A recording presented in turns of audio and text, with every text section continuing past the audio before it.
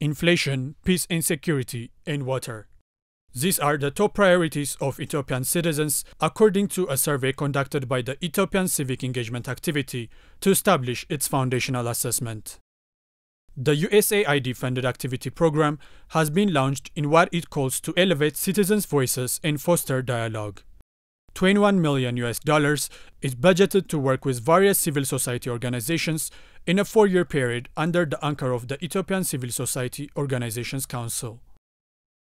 While project implementations will be carried out by Creative Associates International in partnership with VNG International and Center for International Private Enterprise. At USAID, we know that civil society is key to achieving Ethiopia's bright future, which will necessarily include strengthening Ethiopia's democratic principles and ultimately empowering the voices of marginalized groups across the country. That's why, over the course of the next 4 years, this new initiative will work hand in hand with civil society so that voices across the country are helping provide Ethiopian solutions to Ethiopian problems. In particular, we'll be providing training and a myriad of organizational support to CSO organizations, CSO networks, civic actors, and community-based organizations. The project will operate from its main office in Addis Ababa with 2 additional hubs in Dredawa and Desse, giving it access to their surrounding areas. Activities undertaken under the program will be based on the needs of the citizens in what it has called problem-driven iterative adaptation. They're different in each area because of the differences in the priorities, because as I mentioned in my opening remarks, they are based on the priorities of citizens in those areas.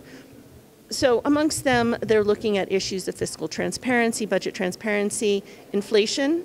Obviously, we know that they are not going to address the macro issue of inflation, but we're asking them to tell us, are there more community-level issues of the effects of inflation on communities that they may want to address? Water issues, roads in Diradawa, especially in the more rural areas surrounding the city. Roads were a high priority. And unemployment is also another priority in Desse for this round. Now, there will be other issues that we identify through these surveys going forward, but these are the initial ones that we're looking to address in the first round. African Renaissance Television Services was in attendance for the launching event and caught up with the Ethiopian Civil Society Organization Council to inquire about what achievements they aim to have with this partnership.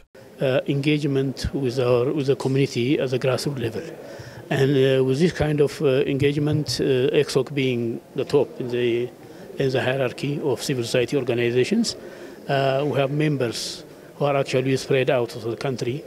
So wherever this project is planned to take place, we get